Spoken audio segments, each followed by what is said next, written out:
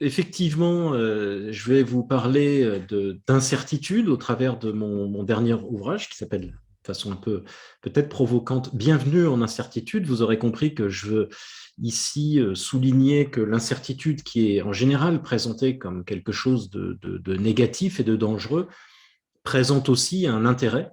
Et c'est un point que je voudrais évoquer. Il s'agit donc effectivement non seulement de survivre face à l'incertitude, et donc aux choses qu'on ne peut pas prévoir, mais d'aller au-delà et d'essayer de tirer parti de cette incertitude.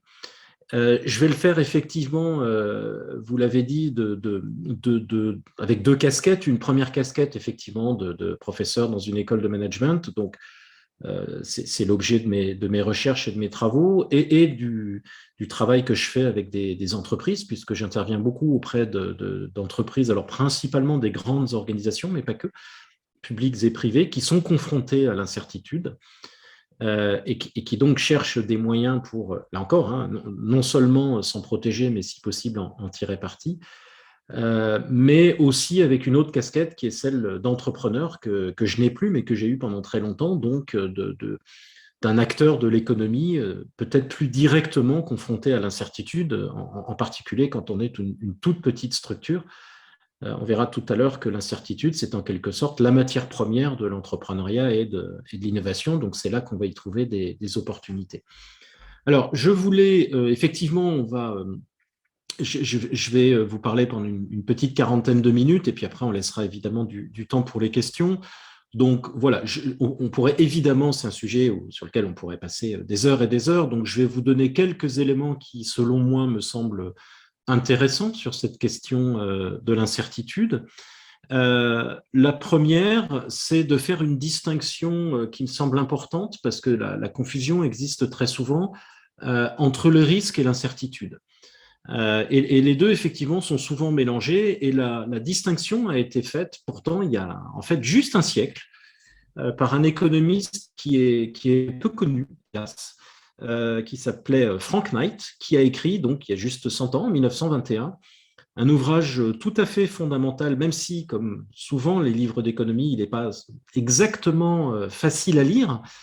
Il est parfois un peu abscon, mais il a des passages tout à fait essentiels où il explique bien la nuance entre le risque et l'incertitude. Et cette distinction, elle n'est pas uniquement, je dirais, académique, hein, elle est vraiment fondamentale parce qu'elle a des implications directes pour la prise de décision, qui est le prisme qui m'intéresse ce soir. Hein. C'est vraiment de prendre la perspective du décideur, de celui ou celle qui doit prendre une décision, alors qu'elle soit managériale ou de politique économique ou personnelle, l'entrepreneur au sens le plus large.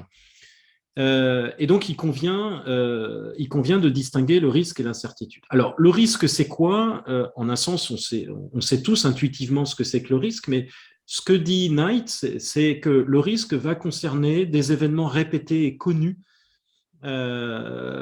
répétés à l'identique, un grand nombre de fois. Alors, typiquement, hein, le vol de voiture, l'incendie, etc., sont des événements qui, malheureusement, se répètent à l'identique et pour lesquels les autorités publiques, mais aussi des acteurs économiques comme les assureurs, sont capables de compiler des tables statistiques. Si vous allez chez Allianz ou AXA ou tout autre assureur, normalement, ils sont capables de vous donner la liste pour, si vous avez une Mercedes, par exemple, eh bien, ils sont capables de vous dire combien de Mercedes ont été volées en Suisse l'année dernière, par couleur, par région, voire par heure, etc., etc. Et donc, l'idée, c'est qu'on va avoir la possibilité donc de compiler un historique de ces événements qui, encore une fois, se répètent. Alors, vous aurez bien compris que ça n'est jamais totalement à l'identique, mais en tout cas, ça l'est suffisamment pour qu'on puisse compiler un historique sur lequel on va faire des statistiques. Et ces statistiques vont ensuite nous permettre de faire des probabilités. L'idée, je caricature, et j'espère qu'il n'y a pas de spécialiste de l'assurance aujourd'hui dans cette salle, entre guillemets, c'est que si 3% des Mercedes sont volées chaque année, eh bien la probabilité qu'une Mercedes soit volée l'année prochaine est de 3%. Je simplifie horriblement, mais en fait, c'est un petit peu l'idée. Donc, une statistique va se transformer en probabilité qu'un événement donné se produise dans le futur. Donc, on est dans le domaine du calcul, et c'est évidemment extrêmement utile. Hein, là, on peut dire en quelque sorte que la société moderne se construit à partir du moment où on est capable de faire des calculs sur le temps en reliant le passé et le futur. Et c'est quelque chose qui nous paraît évident aujourd'hui, qui ne l'a pas été du tout. Notamment lorsque les hommes se sont mis à commencer à faire des statistiques, on a eu des réticences, notamment religieuses, puisque le temps est le domaine de Dieu, et donc commencer à faire des statistiques et des probabilités au début a suscité de fortes réticences. Mais en tout cas, c'est un acquis considérable dans la capacité de l'être humain à, en quelque sorte, maîtriser le futur en faisant émerger cette notion de risque. L'incertitude, elle, va concerner des événements inédits, donc qu'on n'a jamais vus, uniques, qui sont non répétables, ou en tout cas, s'ils sont répétés, ils ne le sont pas de façon suffisamment proche. Des événements très complexes, c'est-à-dire qu'ils ont normalement pour caractéristique de s'écouler dans le temps, et donc de ne pas avoir un début très clairement identifié, ni une fin très clairement identifiée. Si vous prenez l'invention d'Internet, c'est un phénomène qui s'étale en gros des années 50, 60, jusqu'à aujourd'hui, sans qu'on puisse effectivement donner une date à laquelle ça se termine. L'épidémie de Covid-19 est un autre exemple d'un événement inédit, enveloppé d'incertitudes, puisque on suppose que la date de l'épidémie débute novembre-décembre 2019, mais on n'en est pas tout à fait sûr. Quant à savoir quand elle se terminera, eh bien, personne ne le sait. Donc, l'incertitude, de par ses caractéristiques, donc complexité, difficulté de borner l'événement avec un début, avec une fin, mais aussi de le limiter dans l'espace, parce que on le voit avec la Covid-19, c'est quelque chose qui a des impacts économiques, sociaux, médicaux, géopolitiques, politiques, etc. Eh bien, va faire qu'on ne peut pas compiler de statistiques sur l'événement lui-même, parce qu'on ne va pas dire dans 40% des cas, les épidémies de Covid-19 se terminent comme ci, comme ça, puisqu'on a un événement unique. Donc, on est dans le domaine où la statistique ne signifie plus rien. Et donc, on a donc une rupture, en fait, de modèles qu'on va pouvoir mobiliser pour gérer ces événements. Alors, on l'a vu notamment en février 2020. Alors, je ne sais pas en Suisse, mais en France, on a eu, par exemple, au début, une confusion des médecins, dont certains nous disaient que la Covid-19, à l'époque on appelait ça coronavirus, n'était qu'une mauvaise grippe. Et on a mis quelques temps à comprendre que non, ce n'était pas juste une simple grippe, c'était un événement unique, protéiforme, étalé dans le temps, complexe, émergent, et qui donc n'était pas du domaine du risque, mais du domaine de l'incertitude. Alors, ce qui nous intéresse ici, encore une fois, je prends le point de vue de celui ou de celle qui doit prendre une décision. Ce qui nous intéresse ici, c'est donc que le risque va être le royaume des modèles, modèles statistiques principalement, mais aussi des modèles de pensée, tandis que l'incertitude va être au contraire le domaine dans lequel les modèles existants ne s'appliquent plus, partiellement ou complètement. Et on a bien cette rupture, ce qui nous a permis de gérer des épisodes répétés comme la grippe, eh bien, ne nous permet pas de gérer un épisode unique, inédit, encore une fois protéiforme, qui évolue dans le temps, comme l'épidémie de Covid-19, qui est quelque chose que nous découvrons au fur et à mesure que le phénomène se développe. Voilà, donc on va s'intéresser à cette notion de modèle, puisque nous pensons à partir de modèles, et c'est quelque chose que je voudrais préciser maintenant. Alors, si vous regardez cette image, donc il est 20h15, donc j'essaye de poser des questions qui ne sont pas trop compliquées.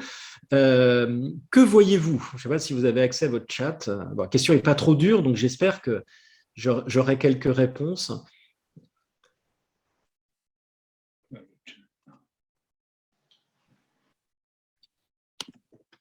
Un sourire, merci. Des oiseaux, voilà.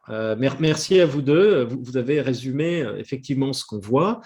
On voit à la fois des oiseaux, bien sûr, mais aussi un sourire, un visage qui sourit. Alors, vous avez évidemment conscience, je l'espère, qu'il n'y a pas de visage qui sourit. Ce qui se passe ici, c'est que notre cerveau construit l'image d'un visage qui sourit à partir d'une configuration de ces trois oiseaux qui est hautement improbable, mais pas impossible. Hein, c'est tout à fait improbable que ces oiseaux se retrouvent dans cette configuration-là, mais là, le photographe a eu la chance de prendre la photo au moment où ça se produisait. Ce qui est intéressant ici, et ce que ça nous montre, c'est que nous ne voyons pas avec nos yeux, nous voyons avec notre cerveau. C'est-à-dire que ce que fait notre cerveau, c'est de construire un modèle de la réalité à partir du flux que lui transmettent les yeux. Les yeux, vous savez, convertissent un flux lumineux en un flux électrique. Ce flux électrique est envoyé au cerveau et le cerveau, à partir de là, va construire un modèle parce que le rôle du cerveau, c'est de donner un sens à ce que nous voyons. Et il n'y a qu'une fois qu'on a donné un sens à ce que nous voyons que nous pouvons agir sur ce que nos yeux ont transmis. Autrement dit, nous consacrons, ou plutôt notre cerveau consacre une grande partie de son énergie à construire et à mettre à jour un modèle de la réalité qui nous entoure, qui est la condition pour que nous puissions agir sur cette réalité. Alors, ça nous vient du fond des âges. Hein. Vous imaginez, vous êtes en train de chasser, il y a 10 ou 20 000 ans, et puis à une centaine de mètres, il y a quelque chose qui bouge. Votre survie dépend de votre capacité à rapidement identifier ce qui bouge, notamment de savoir si c'est dangereux ou pas dangereux, si ça se mange ou si ça ne se mange pas, etc., etc. Autrement dit, vous allez devoir, en quelques secondes ou microsecondes, être capable de mettre ce que vos yeux ont transmis dans une boîte identifiée. Donc, vous allez dire, ben voilà, à quoi ça ressemble, etc. Ah oui, c'est un cerf, donc je le mets dans la case, c'est un cerf. L'intérêt, c'est que si votre cerveau est capable de mettre ce qu'il vient de voir dans une case identifiée, c'est qu'à la case identifiée, vous associez des actions des actions de type routinière, c'est-à-dire que ça vous permet d'agir de façon extrêmement efficace en termes de consommation d'énergie. De même que quand vous allez vous faire un café, vous ne faites pas la théorie complète de la pression, de la culture du café, de la fabrication de la tasse, etc. Quand vous vous faites une tasse de café, c'est quelque chose qui est totalement ou quasi totalement routinier que vous pouvez faire en ayant une conversation téléphonique parce que c'est quelque chose que vous avez fait depuis très longtemps. Vous avez donc une case « je me fais une tasse de café » et votre cerveau va faire la tasse de café avec une consommation extrêmement faible d'énergie, d'attention, etc. et aucun stress. La difficulté, c'est que vous vous retrouvez parfois face à une situation pour laquelle vous n'avez pas de case et là, votre cerveau déteste ça. Puisque tant que vous n'avez pas de case identifiée, eh bien, ce que vous voyez, vous ne pouvez pas agir dessus. Et donc, normalement, ce que vous devez faire, c'est créer une nouvelle case. Alors, le problème de la création d'une nouvelle case, quand vous voyez quelque chose de nouveau, c'est que, évidemment, tant que la case n'est pas créée, vous ne pouvez pas agir. Votre cerveau est donc en consommation élevée d'énergie pour créer cette case.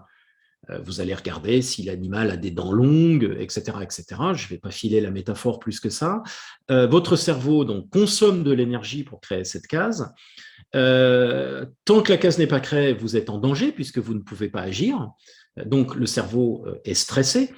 Et puis au final, peut-être que la case ne servira à rien parce que c'est un animal qui n'est pas dangereux mais qui ne se mange pas non plus et donc qui n'a aucun intérêt. Donc ça, on va appeler ça l'innovation.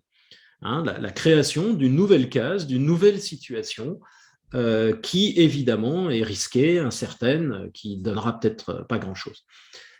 Et donc, ce nouveau modèle de la réalité, ce petit morceau de modèle de la réalité est donc très coûteux. C'est pour ça que nous détestons la nouveauté, puisque ça correspond à une consommation d'énergie qui se révélera peut-être inutile. Et donc, va se produire un événement, enfin un comportement plutôt tout à fait caractéristique, c'est que face à la nouveauté, on va tenter de forcer la nouveauté dans une de nos cases existantes. D'accord ?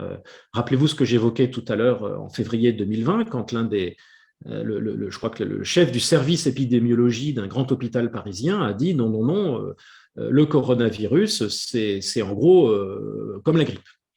Voilà. Donc là, il a forcé un événement entièrement nouveau dans une case connue, celle de la grippe, Et malheureusement, ça n'était pas une bonne idée.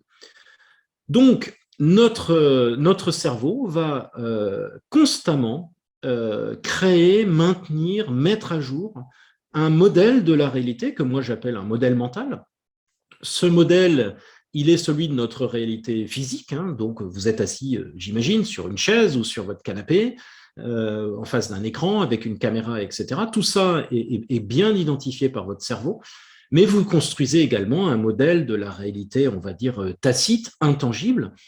Par exemple, une conférence, vous avez probablement un modèle de ce qu'est l'Institut libéral, un modèle de ce qu'est la Suisse, de vos amis, de votre travail, etc. Donc, notre cerveau construit un modèle extrêmement riche de cette réalité, à la fois tangible, mais aussi sociale, sur lequel il peut agir.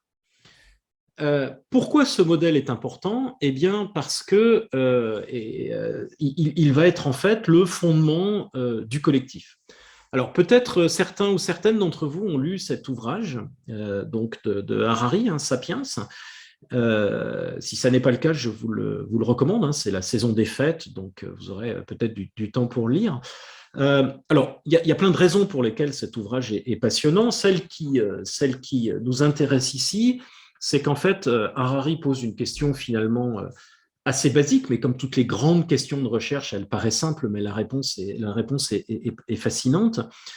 Harari se demande ce qui nous a permis, j'évoquais la chasse tout à l'heure, ce qui nous a permis à nous, donc Sapiens, c'est notre espèce, de dominer toutes les autres espèces animales.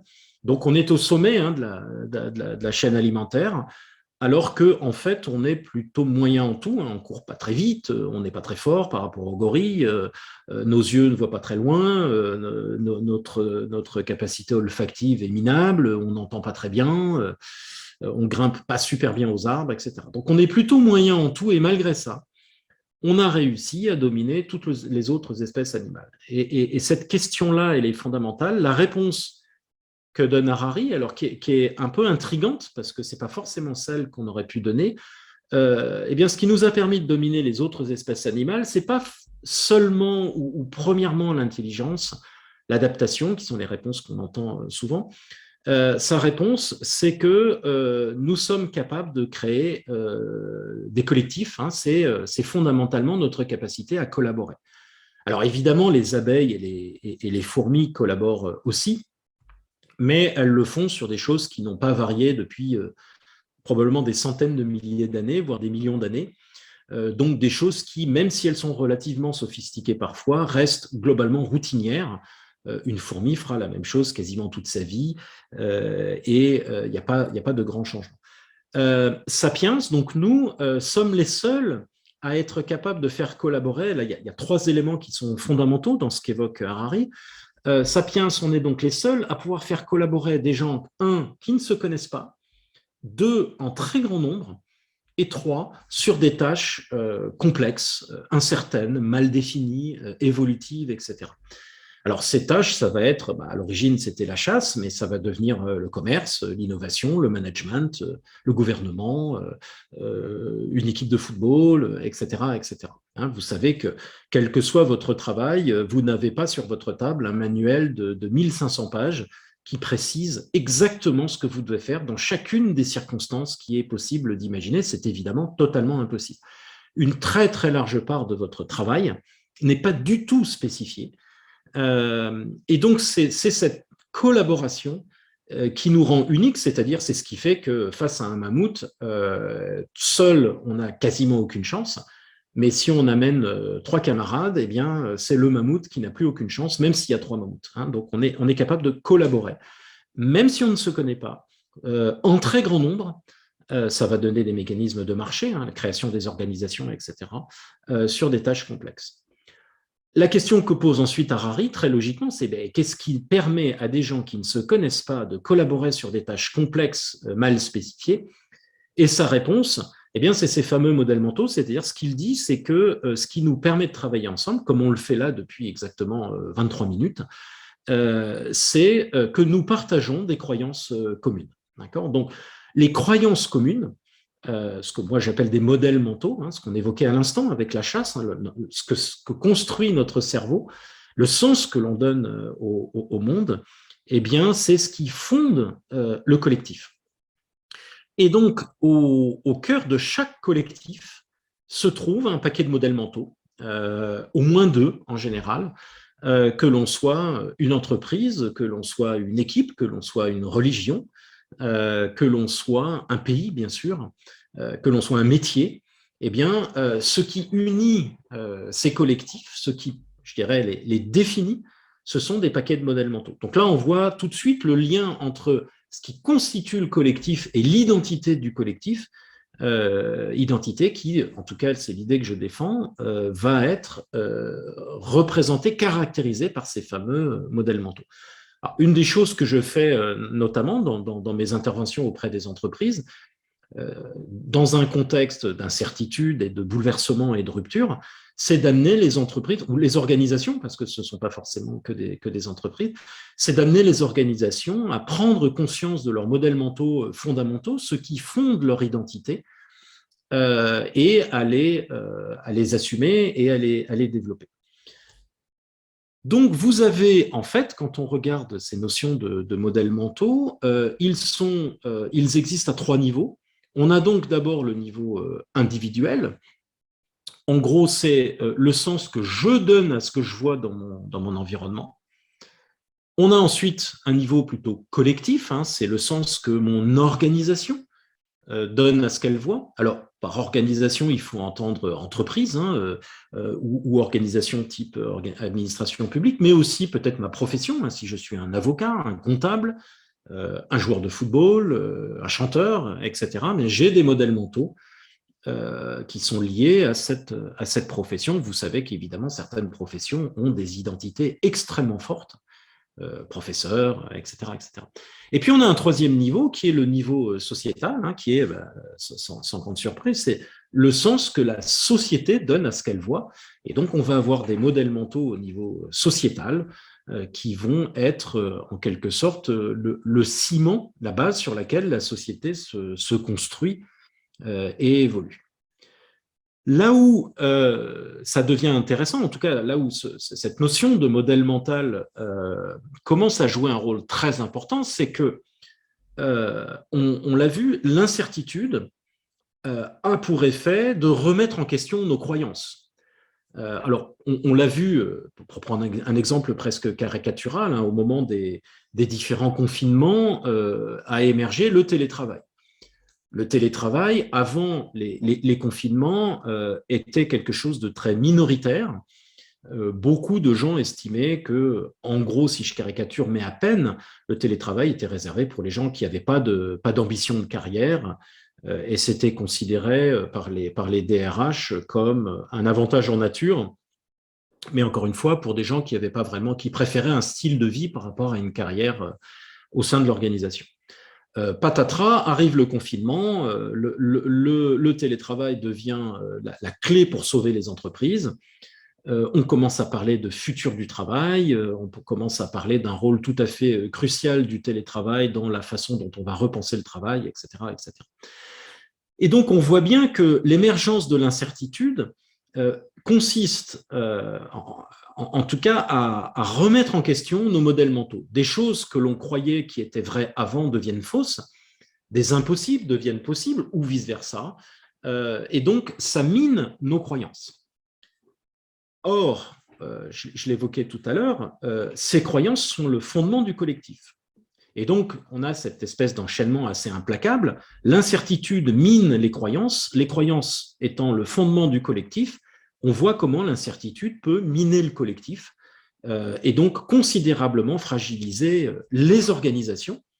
Et on le voit encore, on l'a beaucoup vu au moment du pic d'épidémie il y a à peu près un an, parce que beaucoup d'entreprises ont été considérablement fragilisées. Vous savez que l'incertitude a pour effet, et ça c'est vrai chez l'individu, mais c'est également vrai dans les organisations, l'incertitude a pour effet de révéler notre identité, donc nos forces et nos fragilités. Et donc, une remise en question des modèles mentaux remet en question le collectif qui sont fondés sur ces modèles. Donc, c'est vrai au niveau des organisations, c'est vrai au niveau des sociétés. Alors, vous avez je pense, pour beaucoup d'entre vous, suivi ce qui s'est passé en France il y a à peu près exactement 3 ans, avec le mouvement des Gilets jaunes. Alors, je passe rapidement, mais c'est un mouvement social qui a été très difficile à appréhender parce qu'il ne correspondait à aucun des modèles mentaux existants. On avait une révolte qui est à l'origine une révolte fiscale. Donc là, on va dire que la droite était plutôt contente, mais une révolte fiscale de gens plutôt on va dire, classe moyenne, moyenne inférieure, et qui se sont mis à casser des vitrines. Donc là, la droite était moins contente, la gauche plus. En tout cas, ce mouvement ne correspondait à aucune des clés de lecture, c'est-à-dire aucun des modèles mentaux. C'était ni vraiment un mouvement de droite, ni vraiment un mouvement de gauche. Et on a vu à quel point la classe politique française a été, à mon sens, encore jusqu'à aujourd'hui, incapable d'avoir une lecture de ce phénomène social. Ma lecture à moi, c'est que les Gilets jaunes, je passe assez rapidement, mais sont une expression justement de l'absence de modèles mentaux mis à jour en raison de l'incertitude économique, politique et sociale. Voilà. Donc là, on fait le lien entre la difficulté, entre l'incertitude qui remet en question les modèles mentaux. Or, les modèles mentaux fondent le collectif et donc ça remet en question le collectif. Et donc, ça va reposer la question si j'ose employer un terme un peu pompeux, du paradigme de notre prise de décision. Parce que quand on prend le point de vue de l'acteur, eh bien, on a des outils de gestion, que ce soit dans le public ou dans le privé, qui restent largement prédictifs. C'est-à-dire que l'action va se concentrer sur des aspects prédictibles d'un futur sur lequel nous n'avons pas de contrôle. C'est pour ça qu'on fait des prédictions. On part du principe que le futur, c'est quelque chose qui va se produire. On n'a pas vraiment la main dessus. Et donc, on va essayer de faire des prédictions pour se projeter dans un futur que nous ne contrôlons pas. C'est pour ça que j'ai identifié cette voie pavée. Quand vous faites un business plan ou un plan stratégique ou un plan marketing, n'importe quel type de plan, vous partez d'un futur que vous anticipez, que vous prédisez, et puis vous déterminez comment vous allez pouvoir au mieux vous placer dans ce futur que vous ne contrôlez pas. Alors, face à ça, l'incertitude pose des défis très nombreux, notamment sur 3 dimensions. Je vais passer rapidement, mais premièrement, sur la nature du monde, les outils de management sont basés sur l'idée que nous sommes un monde linéaire. Rappelez-vous ce que je disais tout à l'heure sur les voitures volées, c'est-à-dire que 3% de Mercedes volés l'année dernière, ça signifie que l'année prochaine, 3% des Mercedes seront volés. Autrement dit, il y aurait une continuité entre le passé et le futur, c'est-à-dire que le futur ne serait qu'une extrapolation du passé. Or, nous vivons dans un monde qui est non linéaire, un monde complexe, dans lequel la nouveauté peut émerger de façon extrêmement brutale. Alors, encore une fois, on l'a vu de multiples fois avec la Covid, qui a été un festival de non-linéarité. La dernière vague dans laquelle on est, alors je ne sais pas ce qu'il en est en Suisse, mais en France, on est en plein dans la 5e vague, qui là encore était totalement inattendue, etc., etc. Nous sommes dans un monde non linéaire qui se prête mal aux extrapolations de type Excel et surtout dans lequel la nouveauté émerge de façon tout à fait inattendue. Donc ça se lie à la 2e dimension qui est d'ordre épistémologique, c'est-à-dire qui pose la question de ce que l'on peut savoir sur le futur, et donc de cette question entre le lien qu'on fait habituellement entre une connaissance du passé et une extrapolation du futur. Le futur n'est pas une projection du passé, et donc beaucoup d'informations que nous avons sur le présent et sur le passé non seulement est inutile, mais voire peut être contre-productive. Plus de connaissances ne nous renseignent pas forcément sur ce que va être le futur, et c'est une des limites du big data. Troisièmement, c'est l'angle sociologique, c'est que la plupart des modèles de décision sont des modèles de type calculatoire, dans lequel on a une espèce de héros preneur de décision stylisé, qui est en fait une grande machine à calculer, qui ne correspond pas du tout à la façon dont les décisions sont prises dans les organisations, qu'elles soient publiques ou privées, la prise de décision est un processus sociologique dans lequel on va avoir des interactions entre un décideur, des conseillers, des équipes, des questions institutionnelles, des choses qu'on peut dire, qu'on ne peut pas dire, des idées qu'on doit, entre guillemets, vendre, etc. etc. La prise de décision est un processus sociologique et donc en incertitude, il faut absolument comprendre qu'on va avoir notamment des biais identitaires, hein, alors les fameux modèles mentaux que j'évoquais tout à l'heure, qui expliquent pourquoi, par exemple, hein, en 2016, l'Amérique a été incapable d'anticiper l'élection de Donald Trump en étant victime de biais identitaires. Je passe très rapidement, alors vous savez sûrement hein, qu'il y a un arsenal d'approches prédictives. Alors on a les fameuses lois de l'histoire, mais je pense que c'est pas ce soir que je vais avoir beaucoup besoin de montrer qu'il n'y a pas de loi de l'histoire, au risque, je ne pense pas que je déçoive grand monde, mais sait-on jamais, sauf à souscrire effectivement à une vision déterministe. On est dans un monde dont le futur n'est pas encore écrit. Hein, et l'idée, alors c'est un choix philosophique, hein, c'est de dire que le futur résulte de l'action humaine. Voilà, il y a des milieux dans lesquels il est plus facile de défendre cette idée que d'autres. L'apprentissage, on dit beaucoup, on va faire des expérimentations, puis on va apprendre. On ne peut pas apprendre du futur, on peut forcément que apprendre du passé.